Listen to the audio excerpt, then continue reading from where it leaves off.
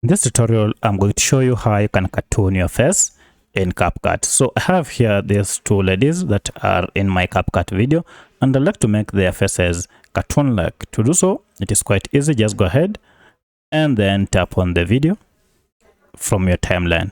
From here, go ahead and choose the option called Effects, and here choose Body Effects, and then scroll and then choose the option called Roll, and Roll is here. Now from Roll, you can see we have cartoon face, so we shall use this.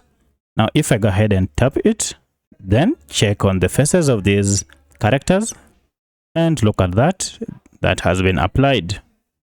So if you go play, now this face appears like a cartoon from the original one. So the challenge is, if there are many faces, sometimes it tends to pick only one, as it has done here, and this is effective for one face.